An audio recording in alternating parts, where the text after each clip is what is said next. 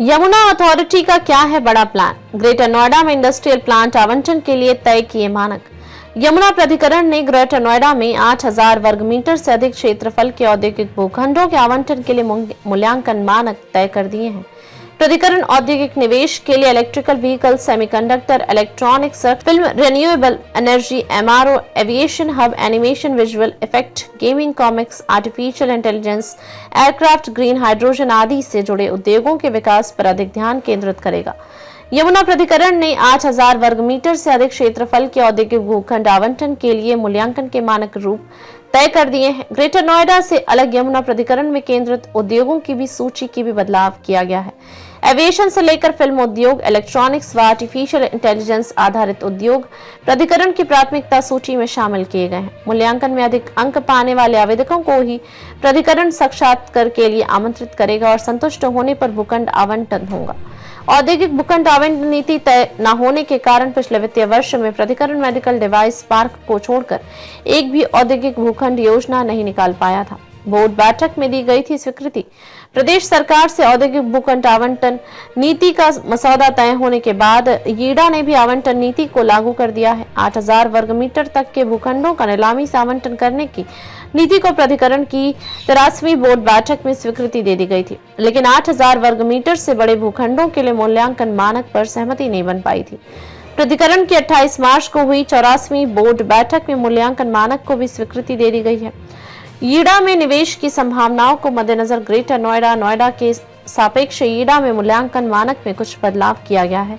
इसके तहत प्राधिकरण औद्योगिक निवेश के लिए इलेक्ट्रिकल व्हीकल, सेमीकंडक्टर, इलेक्ट्रॉनिक्स, रक्षा, film, renewable energy, MRO, aviation hub, animation, visual effect, gaming, comics, artificial intelligence, aircraft, green hydrogen आदि से जुड़े उद्योगों के विकास पर अधिक ध्यान केंद्रित करेगा। वहीं नोएडा के खाद्य प्रसंस्करण, डेटा, हैंडलूम समेत अन्य उद्योगों को प्राथमिकता दी गई है। मूल्यांकन के लिए एफडीआई, एफसीआई, फॉर्च्यून ग्लोबल 500 कंपनियों को अतिरिक्त 10 अंक मिलेंगे।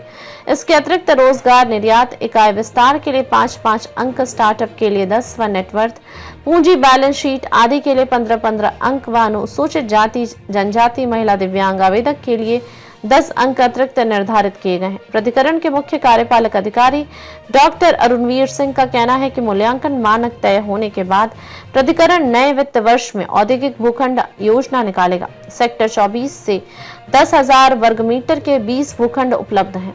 अपैरल पार्क के 16 आवंटियों को जल्द कब्जा देने के निर्देश। प्रमुख सचिव औद्योगिक विकास एवं यमुना प्राधिकरण यीडा चेयरमैन आलोक कुमार ने अपैरल पार्क के 16 आवंटियों को भूखंडों पर जल्द कब्जा देने के सीईओ को निर्देश दिए हैं। किसानों से जमीन क्रय न होने के कारण इन आवंटियों को कब्जा मिलने में विलंब हो रहा है।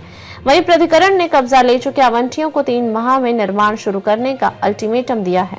यीडा ने कोविड से पूर्व सेक्टर 29 में अपैरल क्लस्टर के लिए 81 भूखंड आवंटित किए थे। इसमें से 65 की लीज डीड हो चुकी है, लेकिन 16 आवंटियों की प्राधिकरण भूखंड पर कब्जा नहीं हो सका है। किसानों से जमीन पर कब्जा मिलने में अड़चन के कारण प्राधिकरण इन भूखंडों को विकसित नहीं कर पाया है। किसानों से वार्ता कर जमीन की अड़चन को जल्द दूर किया जाए। पिछले सप्ताह प्राधिकरण क्षेत्र का दौरा करने गए चेयरमैन आलोक कुमार के सामने अपैरल पार्क के आवंटियों के ने भूखंड पर कब्जा मिलने में देरी की शिकायत की थी। प्रमुख सचिव ने सीईओ को निर्देश दिया है कि आवंटियों को जल्द कब्जा दिया जाएगा। इसके लिए किसानों से वार्ता कर जमीन की अड़चन को जल्द दूर किया जाए, ताकि इकाइयों का निर्माण शुरू होने से रोजगार व औद्योगिक गतिविधियां यीडा क्षेत्र में बढ़ सके।